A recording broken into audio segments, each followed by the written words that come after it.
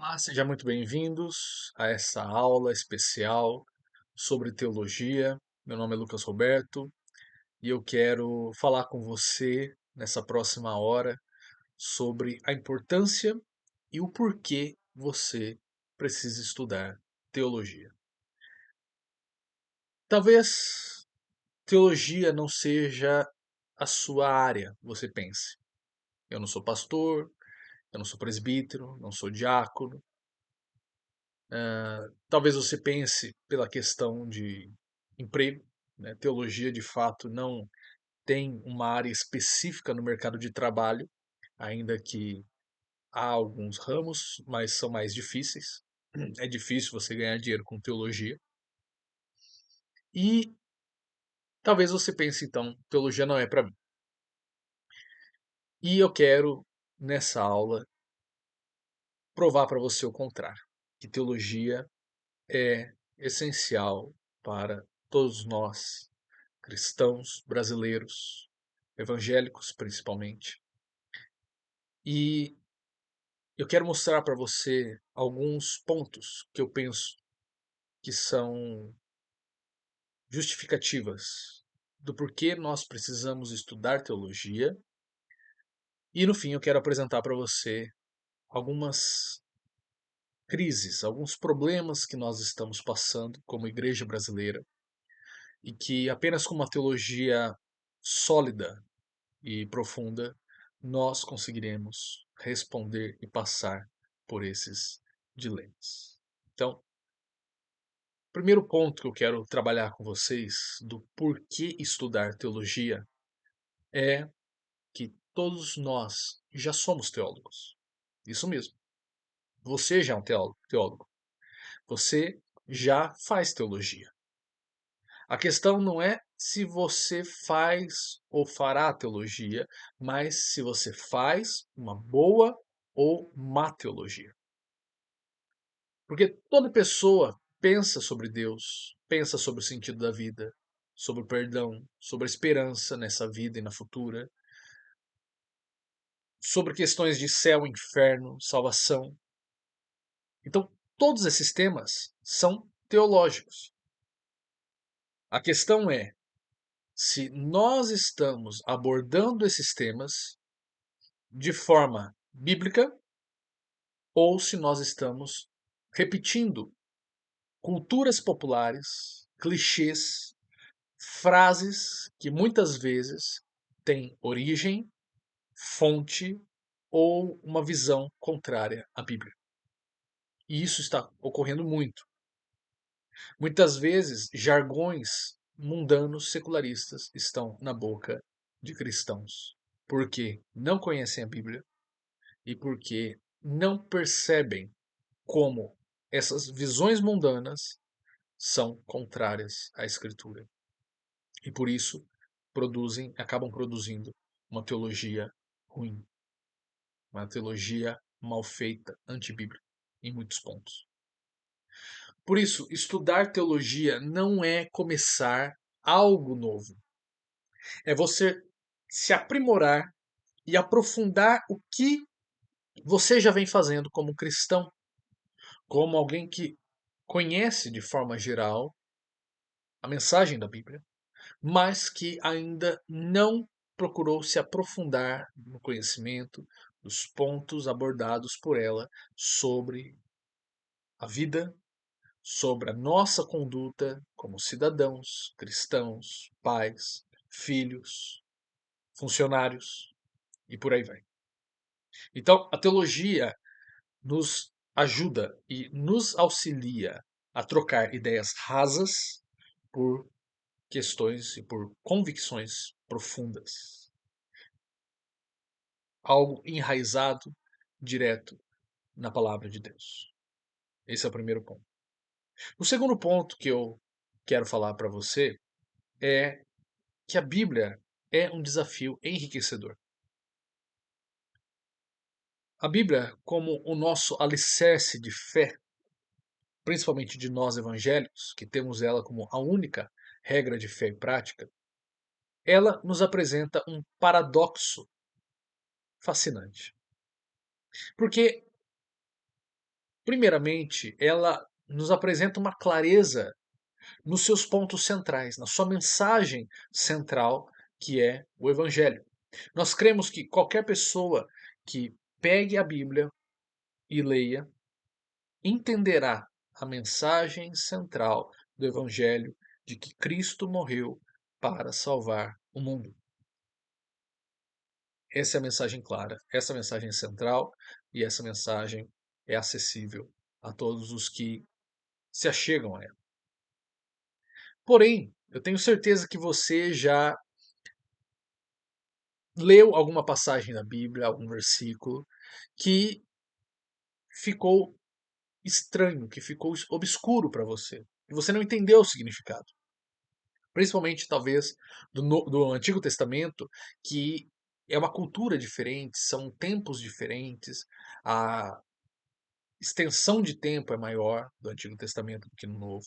Então, a leitura dele é mais difícil. Isso porque, apesar da mensagem central da Bíblia ser clara, ela possui uma profundidade complexa nos seus livros. Porque quando nós falamos de Bíblia, nós não estamos falando de apenas um livro. A Bíblia é um compilado de 66 livros escritos em mais de 2000 anos, por diversos autores, em diversos tempos, em diversos idiomas, em diversas culturas.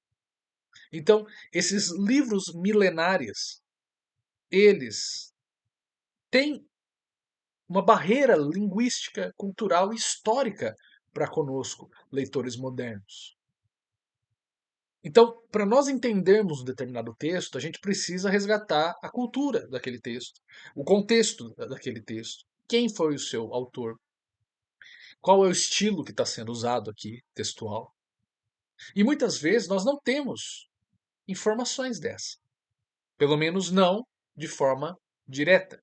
Por isso que a teologia nos ajudará a entender esse contexto maior, para que aquele texto obscuro tenha um sentido, faça sentido para nós. Inclusive, teólogos de longa data que já estudam o hebraico e o grego, que são as principais línguas que a Bíblia foi escrita, e já estudam isso há longo tempo, até mesmo eles têm dificuldades em determinadas passagens. Há passagens que são controversas. Não no sentido de polêmicas, tal, mas no sentido de ter interpretações mais obscuras, significados meio obscuros, que não está tão claro o sentido que o autor queria nos dar. Se até mesmo eles tiverem esses problemas, imagina nós, meros mortais, que não nos debruçamos em idiomas antigos, manuscritos e estudos geográficos, históricos e culturais do Oriente Antigo. Então, veja a necessidade de nós lidarmos com a Bíblia de forma honesta, na sua complexidade. Tem uma frase que eu gosto muito que diz o seguinte: a Bíblia é clara a ponto de uma criança poder nadar nela seguramente, mas profunda a ponto de afogar um elefante. Essa frase, essa máxima, mostra esse paradoxo fascinante de uma clareza central, mas também de uma profundidade no seu conteúdo. E por ser palavra de Deus, nós precisamos lidar com a Bíblia como algo sério, com temor, com seriedade e com honestidade intelectual. Nós não podemos simplesmente eh, tratar os textos presentes na Bíblia de qualquer forma, ou enfiando significados nossos no texto e não aquilo que o texto está dizendo.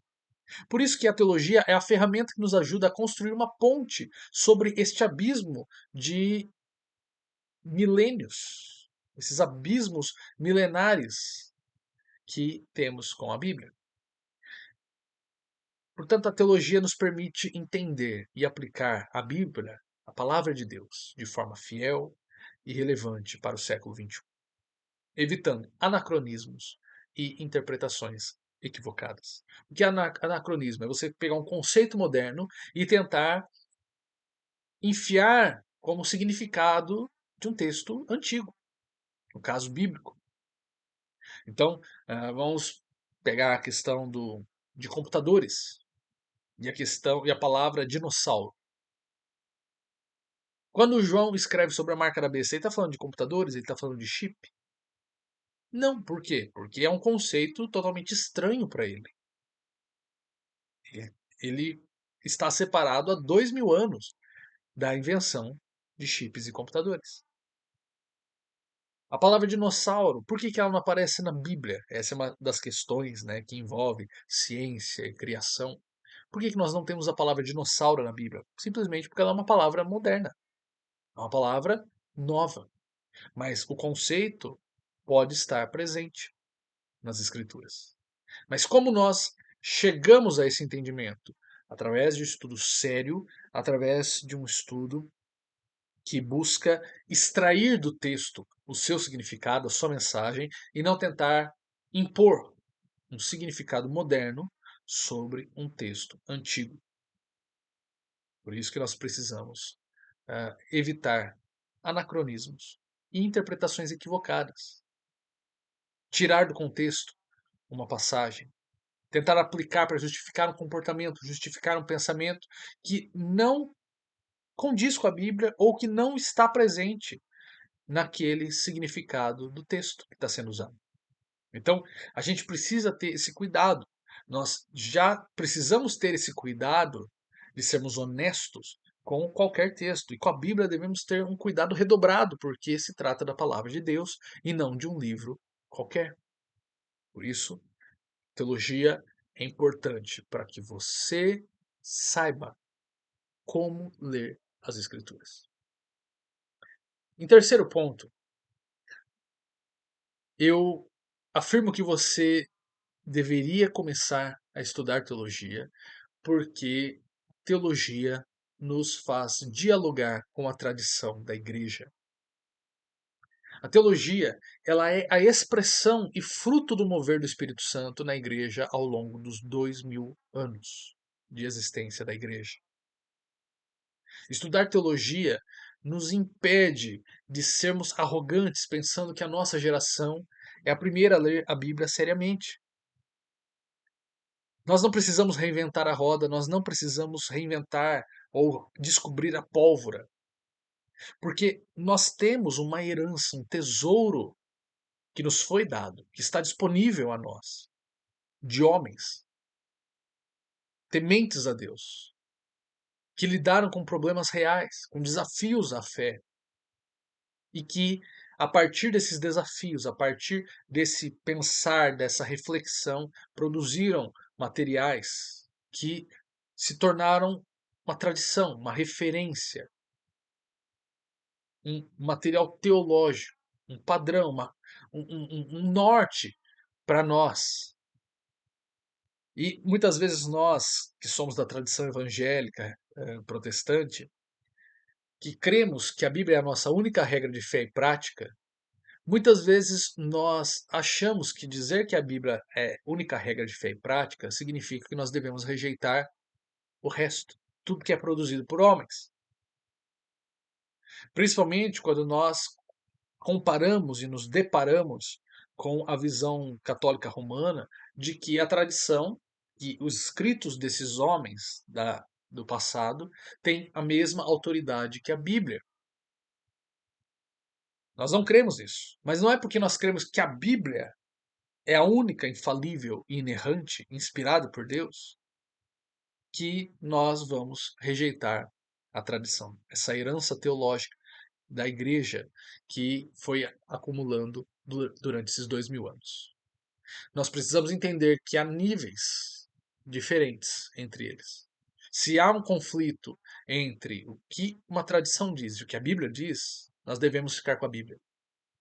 Mas isso não significa que, porque a tradição foi feita por homens, é falível, é passivo de erro, que nós devemos rejeitá-la, porque ela nos ajudará na nossa caminhada de fé. Porque nela nós veremos, primeiro, uma referência da nossa identidade, quem somos. Nós estamos mantendo esse legado que começou com os apóstolos. Nós não surgimos do nada. Nós não surgimos quando a nossa igreja local abriu ou quando a nossa denominação passou a existir. Não. Nós fazemos parte de algo maior, de algo historicamente grande. Mas isso também nos ajuda a termos referências de como lidar com problemas reais, com crises reais e com movimentos que se afastam da palavra de Deus. Como lidar com eles de forma bíblica. Porque esses homens do passado já, muitas vezes, lidaram com problemas semelhantes aos nossos e são referência na caminhada de fé e no pensamento bíblico. Por isso, a teologia nos insere em uma grande conversa que nos conecta com a sabedoria forjada ao longo dos séculos. Uma sabedoria que foi sendo provada, é uma sabedoria que vem vem de longo tempo e vem sendo passado durante as gerações. Vem sendo mostrado e comprovado ser bíblica em sua maioria. Então nós não podemos negligenciar isso. Nós devemos nos aproveitar disso para que possamos caminhar mais longe com esses que nos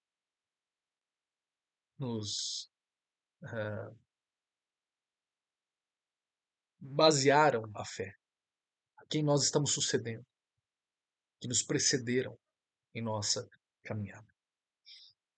Tem um, uma afirmação do credo apostólico que é muito importante, que muitas vezes passa desapercebido por nós, porque nós acabamos tendo uma certa repulsa por taxar isso de católico romano.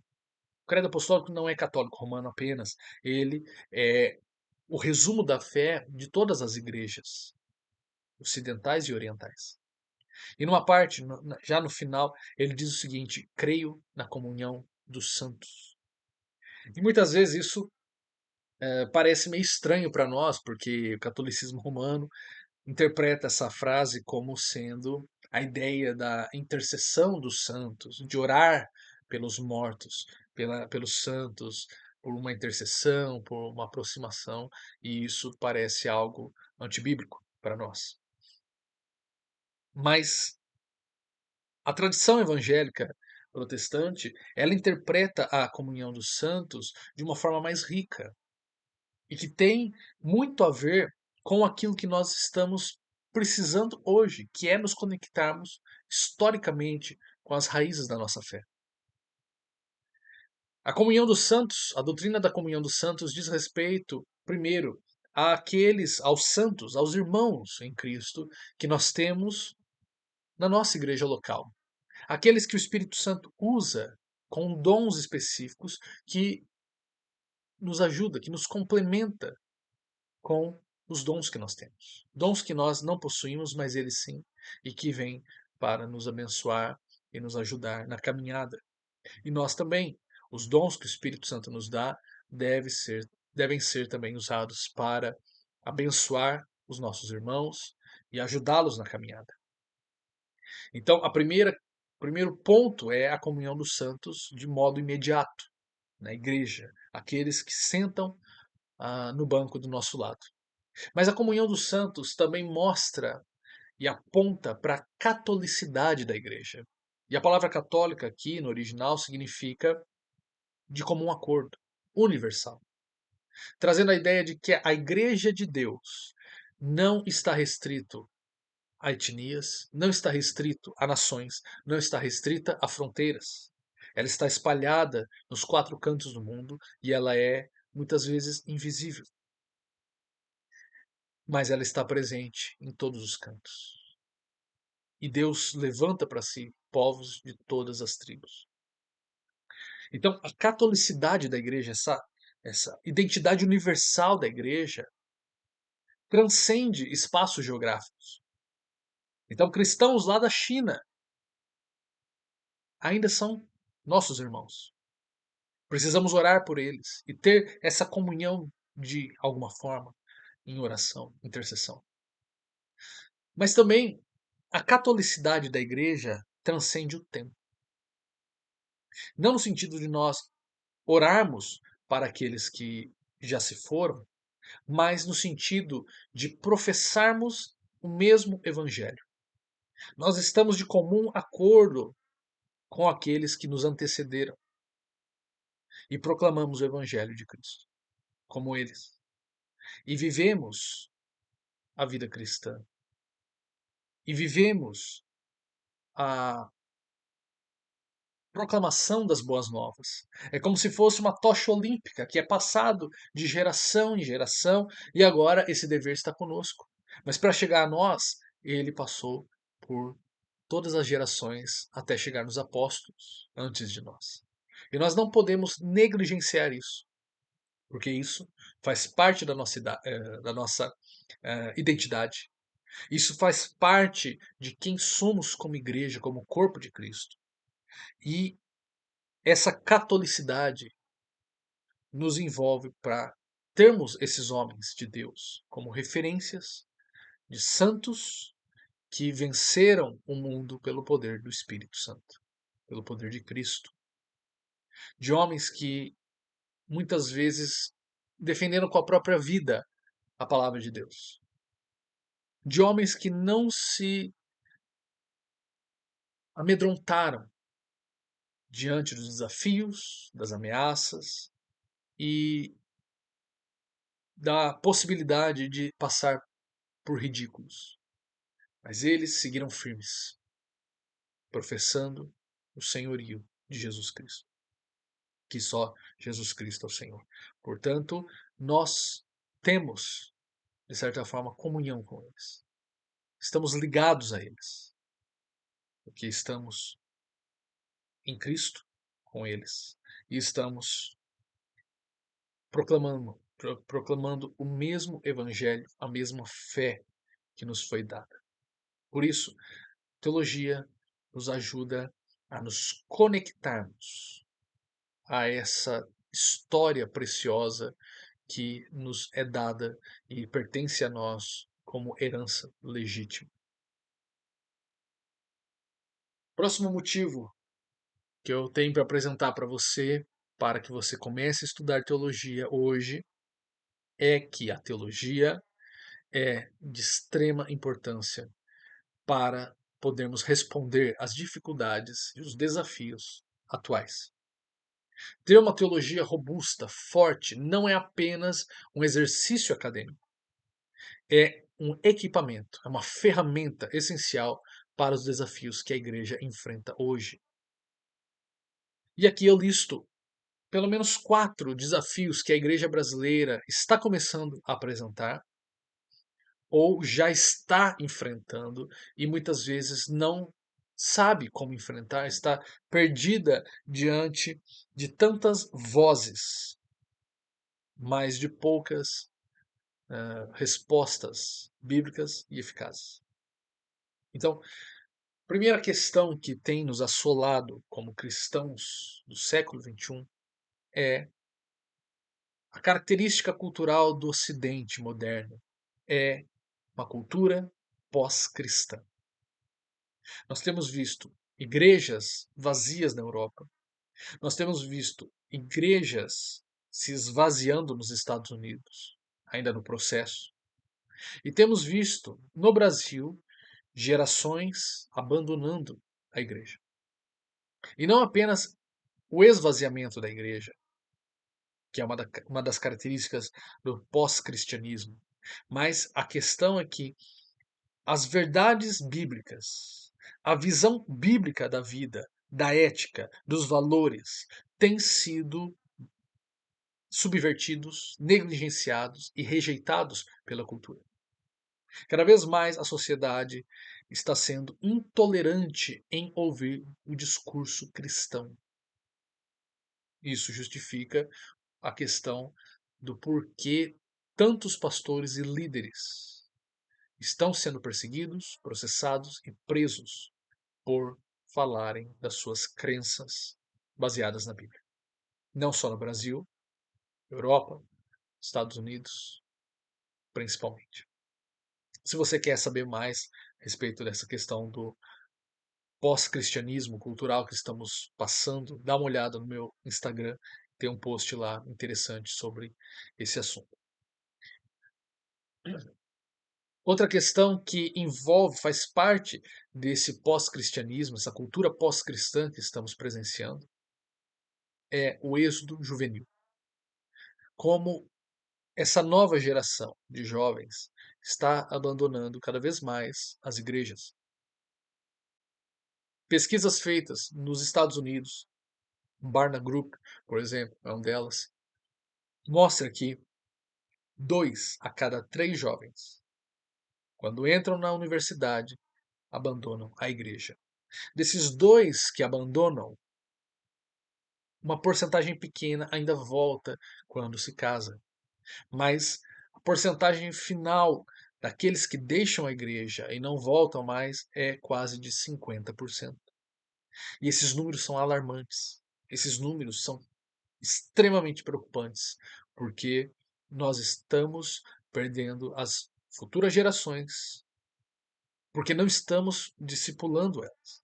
Não estamos sabendo apresentar o Evangelho e a Bíblia como confiáveis, como seguros, como autoritativos, como autoridades para eles. E quando esses jovens, sem preparo, sem discipulado, chegam no ensino médio e nas universidades, em ambientes hostis, com professores hostis à fé, ateus, cheios de ideologia, e passam a ridicularizar a fé cristã, a Bíblia, e apontam supostas contradições na Bíblia, supostos absurdos na Bíblia.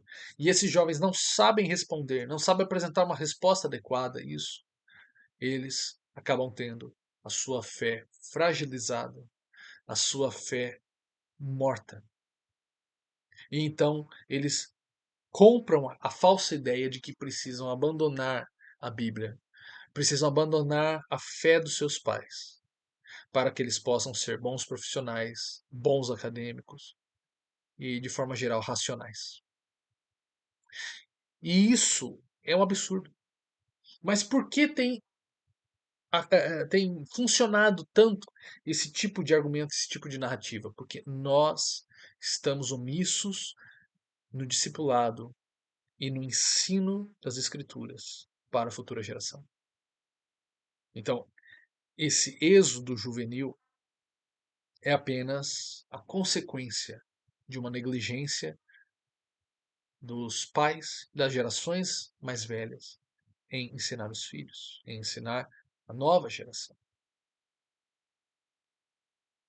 E nessa tentativa, nesse conhecimento raso que eles apresentam, qual é a forma que eles têm de tentar segurar esses jovens? Através de eventos chamativos, eventos de apelo emotivo, de clichês religiosos, que ao invés de aproximar eles de Cristo e da Bíblia, acaba afastando eles porque apresenta uma fé caricata, uma fé morta, uma fé que é apenas da boca para fora, muitas vezes.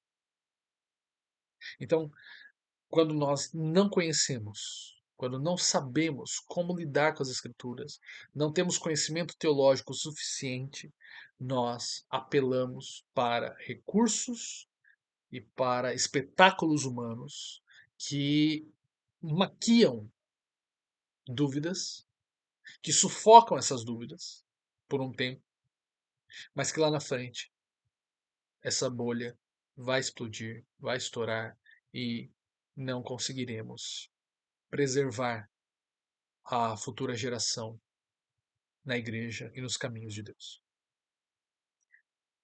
O terceiro desafio que estamos enfrentando, ou crise, se trata da desinformação que nós temos hoje na internet. A internet é uma benção, de certa forma, porque ela nos conectou com materiais, com pessoas, com recursos de alto nível para que possamos aprender sobre a Bíblia, sermos edificados, termos livros de referência sobre as Escrituras, sobre a Bíblia. Mas também, de forma negativa, a internet deu voz para pessoas que pregam um evangelho corrupto, pregam um evangelho distorcido, que não é conforme a Bíblia. E muitas vezes essas pessoas se tornam influencers de grande referência. Tem vídeos viralizados na internet, espalhando falsas informações, espalhando doutrinas distorcidas. E pela falta que há hoje nas igrejas locais desse ensino sólido e firme da palavra de Deus, os membros acabam procurando com essas pessoas na internet respostas. Até parece irônico, né? Porque eu estou falando para você na internet, mas veja, há teólogos sérios aqui na internet e há teólogos charlatões, há teólogos que não estão respaldados no academicismo teológico, não tem referências acadêmicas, não tem referências bibliográficas, não tem aptidão para fazer uma interpretação de um texto bíblico. E nós precisamos fazer essa separação, saber aproveitar esses recursos que estão à nossa disposição, mas também saber filtrar aquilo que nós ouvimos e de quais fontes nós bebemos. Mas para fazermos essa distinção, nós precisamos de um conhecimento, de uma ferramenta teológica séria para que não caiamos em conversa fiada, que é o que a internet está cheia hoje. E a liberdade consiste nisso, né? Você falar o que pensa e que os outros falem também, né? Essa é a liberdade. E não, nós devemos discutir ideias, debater ideias e não procurar calar ninguém. Okay? E por fim, o quarto ponto que tem se apresentado para nós como uma crise nas igrejas, principalmente locais, é o status da igreja pós-pandemia. Na pandemia, você passou por aquele momento tão drástico que as igrejas fecharam por um tempo e migraram para a internet, para cultos online, estudos online, tudo de forma remota. O problema é que quando nós voltamos à vida normal, pós-pandemia, muitos ainda preferiram ficar na questão remota, em cultos online, estudos online e nessa questão mais afastada, porque de fato é mais cômodo. Mas o problema é que não existe igreja online. Não existe culto que não seja presencial. Não existe comunhão dos santos, que eu falei agora há pouco, que não seja presencial, pelo menos no nível local.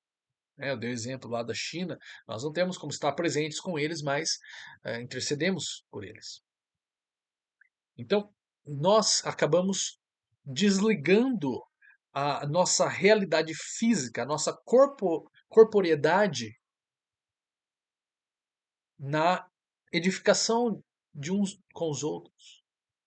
Nós usamos esses recursos tecnológicos para nos afastar uns dos outros, ao invés de nos aproximarmos uns dos outros. E a igreja ainda não recuperou-se, não se recuperou disso. Ela ainda está vendo o efeito dessa membresia que não participa ativamente e de forma intencional em contribuir com seus dons para com os outros, na igreja local física. E por isso nós precisamos entender o caráter do culto, o caráter da comunhão dos santos, o porquê que nos reunimos presencialmente, a importância do corpo, a importância de ouvir a palavra de Deus e participar dos rituais do culto de forma presencial. Mas nós apenas saberemos isso fazendo. teologia e fazendo uma boa teologia para que não usemos textos aleatórios das Escrituras para tirar o contexto e justificar essas práticas doentes que estão sendo realizadas no corpo de Deus, no corpo de Cristo. Por fim, eu quero te convencer a estudar teologia, mas com uma finalidade clara. Porque o conhecimento teológico que não transforma é inútil.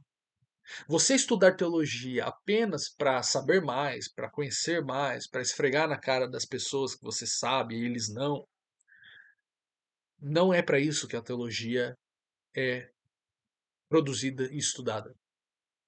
A teologia ela precisa ser estudada e proclamada e usada debaixo da autoridade e do poder do Espírito Santo.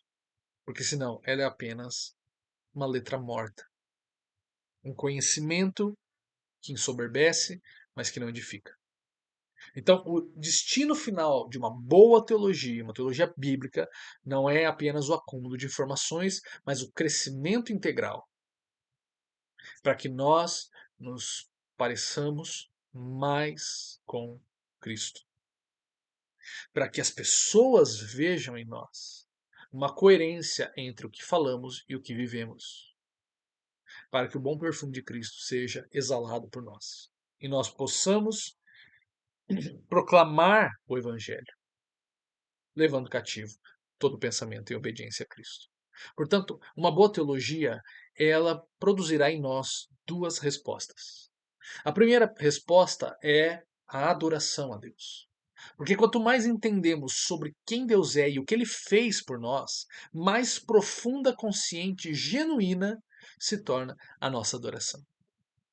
Nós deixamos de adorar uma caricatura de Deus e passamos a adorar o verdadeiro Deus da Bíblia, que se revela em toda a sua glória na pessoa de Jesus Cristo.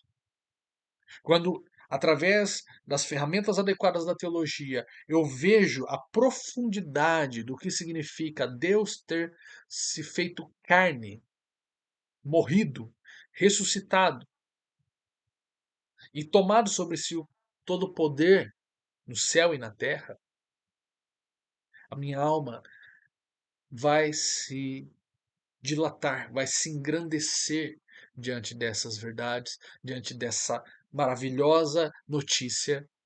Então, eu serei impelido, eu serei empurrado para adorar e louvar a Deus por isso, pela beleza do Evangelho, pela graça que foi concedida, pela grandeza e grandiosidade da história da salvação. Mas a teologia não para por aí. Como resultado dessa teologia boa e saudável bíblica, eu sou impulsionado a elevar minha voz e meu coração em adoração a Deus, mas também eu sou impulsionado a responder em obediência e serviço, a servir o meu próximo, a cumprir a missão que Cristo nos chamou de irmos e pregarmos o Evangelho, discipulando as nações. Eu entendo que o meu próximo é a imagem do meu Criador, do meu Deus. E que o meu próximo, assim como eu, carece da graça de Deus. Que o meu próximo precisa, assim como eu precisei, dessa graça e preciso todos os dias dessa graça. Uma compreensão clara da graça, da justiça e do amor de Deus nos impulsiona a servir ao próximo de modo mais intencional, sacrificial e significativo, refletindo o caráter de Cristo para o mundo. Então eu entendo que ele precisa do amor e da graça de Deus como eu. Eu entendo que que o meu próximo que não conhece Cristo ainda está debaixo da ira e da justiça de Deus, assim como eu estava. E eu entendo que através da minha vida, através de um relacionamento próximo, intencional, sacrificial e significativo de serviço a Ele, me gastando o meu tempo, gastando os meus recursos em prol dele, Cristo ser glorificado através disso. Mas entender isso, conseguir ah, conciliar o que a Bíblia está dizendo para nós como mandamento e construir um estilo de vida pautado nisso, eu preciso de uma boa teologia para entender a mensagem das Escrituras. Veja que como não tem para onde correr. E por isso, eu acho que esse talvez seja o maior motivo para que você estude teologia. Porque talvez você não tenha nenhum dom específico de liderança, mas você tem o mesmo chamado que todos aqueles que foram salvos por Cristo receberam. Viver obedecendo os mandamentos de Deus, amando a Ele acima de todas as coisas. E viver em serviço ao próximo, amando ao próximo como a si mesmo. Isso não depende do seu chamado, não depende da sua personalidade, não depende dos seus recursos, depende apenas de você ter um coração pronto a obedecer. Mas para obedecer, você precisa entender a ordem que está sendo dada para nós na Bíblia e os exemplos que são dados para nós, tanto nas Escrituras quanto ao longo da história daqueles que nos antecederam e que também tiveram essa vocação de servos, seguidores de Cristo e que cumpriram isso de forma exemplar. Busque hoje mesmo aprofundar seu conhecimento da palavra de Deus. Eu sei que você não tem tempo, eu também não tenho, ninguém de nós temos mais tempo, mas é uma questão de prioridade. É uma questão daquilo que você entende como sendo necessário para a sua saúde espiritual, e não só sua, mas da sua família e daqueles que estão à sua volta. Esses são os pontos que eu tinha para te apresentar e eu quero falar um pouco a respeito desse curso que eu começarei no próximo mês através da internet, ok? Tudo isso aqui não foi uma forma de vender curso, foi uma forma de te instigar a conhecer mais a Bíblia, a ter um conhecimento mais profundo das Escrituras. Há vários materiais na internet, há vários outros cursos, há livros que você pode usar para se aprofundar. Mas eu quero apresentar para você um curso que eu montei que vai te ajudar a entender de forma intencional como a teologia se relaciona com o nosso dia a dia, com o nosso cotidiano e como ela responde a esses desafios que nós estamos vendo à nossa volta. Nesse curso, a proposta é que nós estejamos juntos para falar da palavra de Deus, para falar dessas questões que envolvem tanto a teologia quanto a filosofia cristã, e que nós possamos criar essa rede, não apenas uma rede de contatos, mas uma rede intencional de produzir boa teologia, de produzir novos discípulos, de produzir pessoas que sirvam na sua igreja local, que sejam pessoas que o seu pastor possa contar com você, para que você ajude a sua igreja a enfrentar esses desafios. Então, esse curso eu montei em duas partes. A primeira parte, nós vamos falar sobre as questões fundamentais da teologia cristã.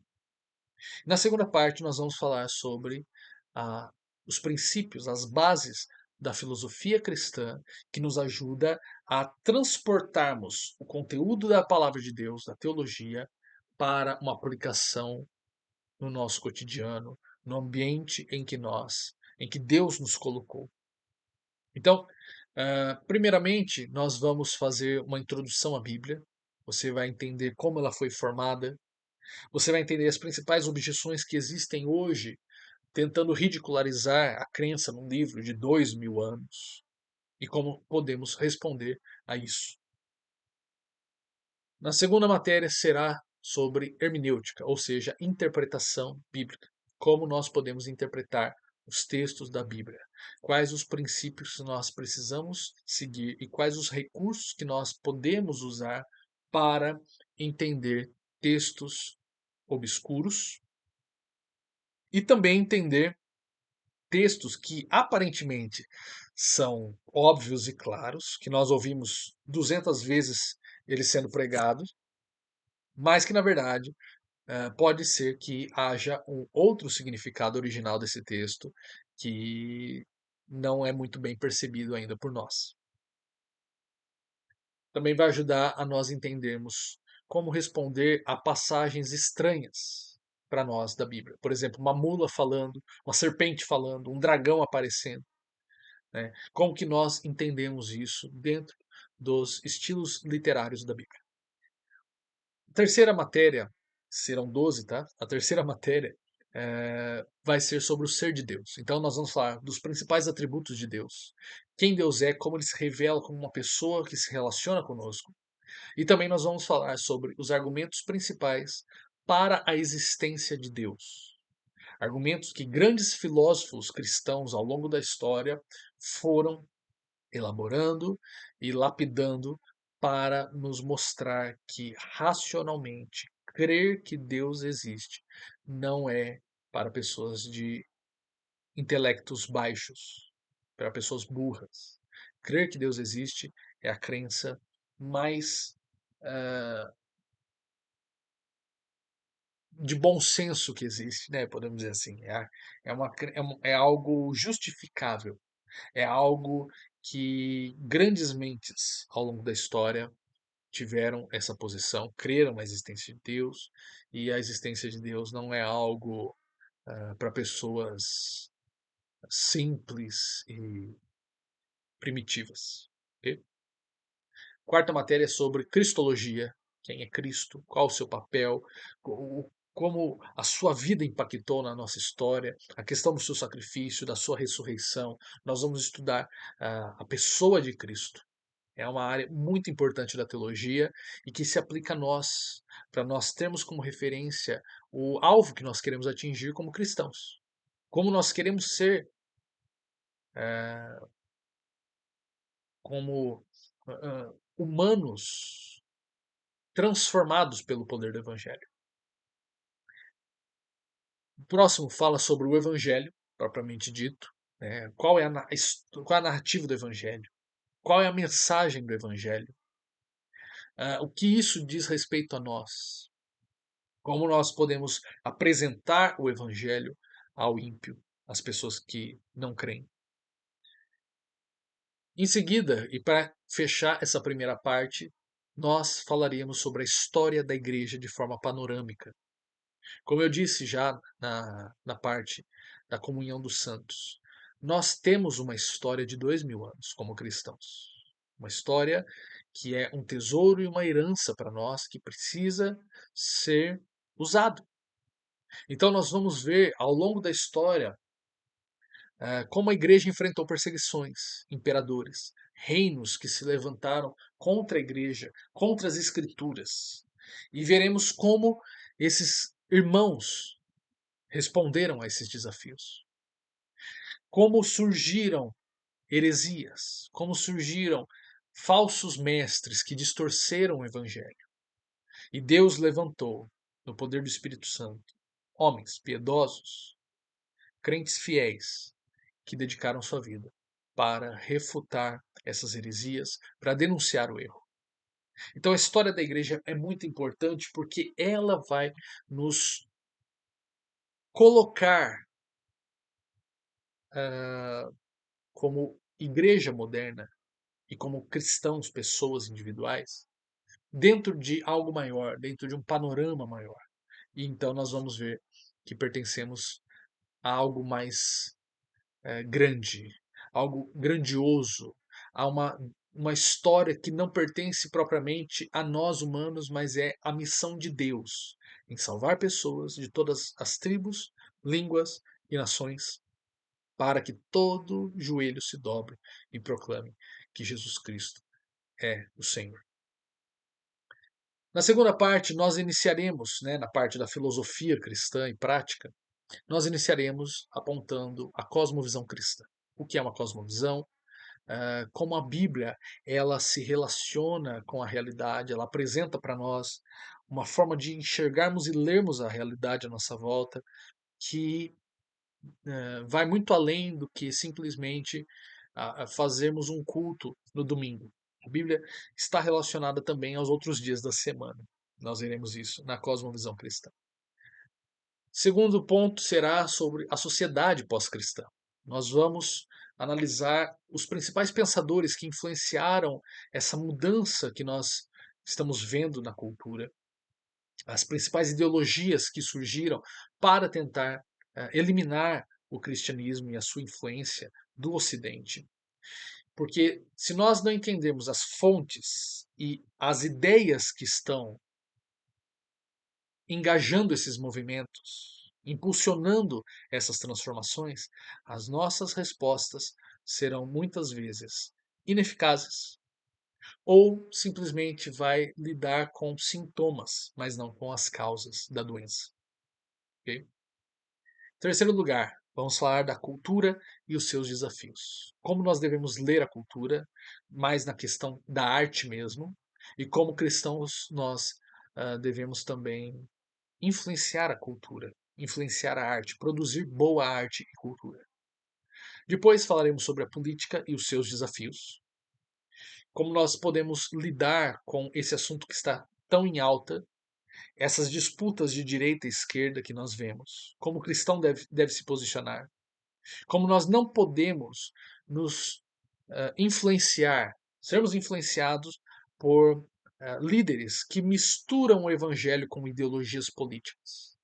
Isso é um perigo, isso é algo que precisamos estar muito atentos, porque essas ideologias têm dividido o corpo de Cristo, têm substituído os púlpitos, têm substituído o evangelho nos púlpitos. E por isso nós precisamos entender o que é política, como Deus se relaciona com a política, a Bíblia fala sobre política e como nós devemos analisar esses movimentos ideológicos que nós temos hoje da políticos. Tá? Em penúltimo lugar, nós falaremos sobre ciência e fé, que é outra questão que muitas vezes se ouve muito sendo distorcido, que ciência e fé não se misturam, razão e fé não combinam, e nós veremos que os principais cientistas, ganhadores de prêmios Nobel, foram cristãos piedosos que criam na palavra de Deus. E que ser cristão e cientista não é uma contradição. E por fim, nós falaremos sobre a educação e a importância do discipulado. Como eu falei, nós estamos perdendo a nova geração porque não estamos discipulando eles com a palavra de Deus. Não estamos mostrando a eles que a Bíblia é um livro autoritativo. Eu ia falar autoritário. Não, ele é um livro autoritativo. Ele é um livro seguro para se confiar. É um livro sério e honesto. Mas o problema é que não estamos discipulando os nossos filhos e, ao mesmo tempo, estamos entregando esses filhos para professores e escolas seculares que estão discipulando os seus filhos e estão construindo uma visão de mundo e uma identidade neles secular, anti-Deus e anticristã. Então nós precisamos entender que a Bíblia nos fala sobre o ensino, sobre as formas que nós devemos ensinar e como nós devemos instruir os nossos filhos na palavra de Deus. Então, são esses 12 módulos que nós teremos ao longo de um ano para falar sobre Bíblia e a sua relação com o nosso cotidiano. Okay? eu já me apresentei, né? Minha formação é em teologia, pedagogia, história e artes. Tenho algumas especializações nessas áreas públicas da teologia, como filosofia, história, educação, literatura, por aí vai. E também sou autor de 6 livros que falam sobre a vida cristã, também alguns livros de literatura fantástica de ficção. E esse é o curso de Teologia e Cosmovisão que está sendo ofertado para vocês, né? Está aberto as inscrições. No link na descrição você pode preencher um formulário e um link do grupo de WhatsApp vai ser disponibilizado para você. Entre nesse grupo, porque é por lá que eu vou me comunicar com vocês sobre atualizações, os dias que teremos aula e os materiais também que serão disponibilizados, ok? As aulas serão ao vivo, online, serão, será uma aula por semana, ao longo de um ano, e com essa mensalidade aí que está aparecendo na sua tela, que é um preço simbólico e acessível a todos nós. Eu sei que os tempos estão difíceis, né, a grana está curta, mas eu quis deixar bem baixo o preço para que vocês não tenham desculpa de não fazerem esse curso. Tá? O início se dará em agosto, no próximo mês, se Deus assim quiser, e se fecharmos turma, o que parece que acontecerá por enquanto. Okay? Esse valor é por famílias, não é por pessoa, tá? Então, a ideia é que vocês estudem esses temas em família, pais com filhos, maridos e esposas. Porque os temas que nós vamos abordar são para lidar com os problemas que estão afetando principalmente as famílias. Então, por isso que esse valor é por famílias, ok? Pais e filhos, ok? Ou aqueles que moram no seu lar. Certo, pessoal? Agradeço a sua atenção até aqui, ficar me ouvindo falando sem parar nesses 58 minutos. E espero que você consiga fazer parte dessa turma. Qualquer dúvida, eu estou à disposição. Né? Envie esse vídeo para mais pessoas, para aqueles que você entende que precisam ter esse chacoalhão para começar a estudar teologia. Envie esse vídeo também no seu grupo de igreja, para o seu pastor, para a sua liderança, para que eles possam fazer também. O foco é para o público geral, mas também para a liderança realizar esse curso, que vai trazer uma temática muito importante, com respostas também que vão ajudá-los na liderança. Se puder, se inscreva no nosso canal. De vez em quando eu solto algum conteúdo, mas já temos vários outros vídeos que você pode conferir. Eu tenho certeza que será de grande edificação na sua vida. Me siga no Instagram, @lucasroberto_oficial. E qualquer dúvida, o meu WhatsApp estará no grupo da turma. Então, fique à vontade para tirar qualquer dúvida e espero nos vermos no próximo mês estudando a palavra de Deus. Um forte abraço, Deus te abençoe.